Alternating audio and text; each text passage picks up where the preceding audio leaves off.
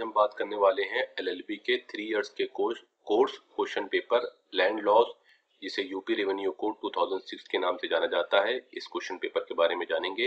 ये question paper corona काल के अगले साल में आया था, जिसका साल है 2021। इसका क्वेश्चन पेपर का कोड है K-5004।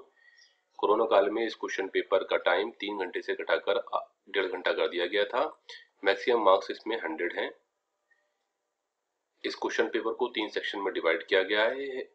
हर एक क्वेश्चन को सॉल्व करने पर आपको उनके अकॉर्डिंग मार्क्स मिलेंगे। इस सेक्शन का पहला क्वेश्चन है, जिसके अंदर आपको 2 क्वेश्चन सॉल्व करने हैं। हर एक क्वेश्चन को सॉल्व करने पर आपको 10 मार्क्स मिलेंगे। तो चलिए शुरू करते हैं।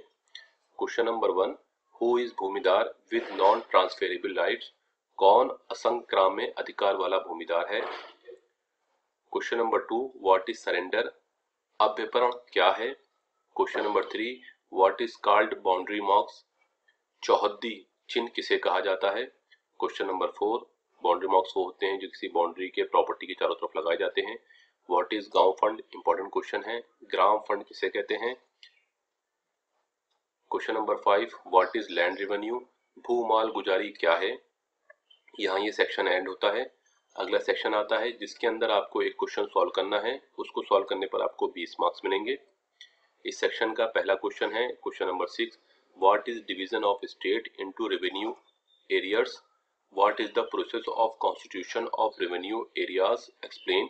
राज्य का राजस्व क्षेत्र में विभाजन किसे कहते हैं? राजस्व क्षेत्रों के गठन की क्या प्रक्रिया है? व्याख्या कीजिए। Question number 7, a bhumidar has the right to the exclusive possession of all land and may use it for any purpose whatsoever. What is the scope of भूमिदारी right to use of land?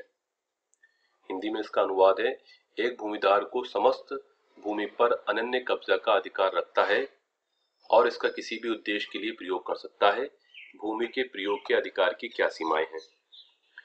Question number 8, what are the record of rights? Who are the entitled to maintain them? अधिकारों का अभिलेख क्या है? उनके रख रखाव करने के लिए कौन कौन से अधिकारी होते हैं, ये आपको बताना है। नेक्स्ट सेक्शन आता है, जिसके अंदर आपको 2 क्वेश्चन सॉल्व करने हैं। हर एक क्वेश्चन को सॉल्व करने पर आपको 30 मार्क्स मिलेंगे। अपना आंसर आपको डिटेल में लिखना होगा, मींस कॉपी के 5 to 6 पेजेस अगर दोनों तरफ से काउंट करें तो आपको अपना आंसर लिखना है इसके अंदर। सेक्शन का पहला क्वेश्चन है, question number 9, what are the difference classes of tenures in UP revenue code 2006? Explain. Uttar Pradesh राजस्व संहिता 2006 में कौन से विभिन्न खातेदारों के वर्ग हैं? स्पष्ट कीजिए। Question number 10, what do you understand by devolution? What are the condition prescribed for devolution under UP revenue code 2006? Discuss. ये आपको बताना है। इसका हिंदी में अनुवाद समझ लेते हैं। नियागमन से आप क्या समझते हैं? उत्तर प्रदेश राजस्व संहिता 2006 में नियागमन की क्या शर्तें प्रावधाजित हैं? विवेचना कीजिए। अब क्वेश्चन नंबर 11 आता है, enumerate revenue codes and distinguish them from revenue officers. Is लेखपाल ए रेवेन्यू ऑफिसर? एक्सप्लेन। राजस्व न्यायालय को प्रमाणित कीजिए तथा राजस्व अधिकारियों से भेद कीजिए। क्या लेखपाल एक राजस्व अधिकारी है? स्पष्ट कीजिए। Question number 12, under what circumstances and restriction a person can grant lease of his holding? discuss। किन परिस्थितियों और शर्तों पर एक व्यक्ति अपनी जोत पट्टा पर दे सकता है? विवेचना कीजिए। इंपॉर्टेंट क्वेश्चन है ये। Question number 13, what kind of land can be entrusted to ग्राम सभा और other local authority?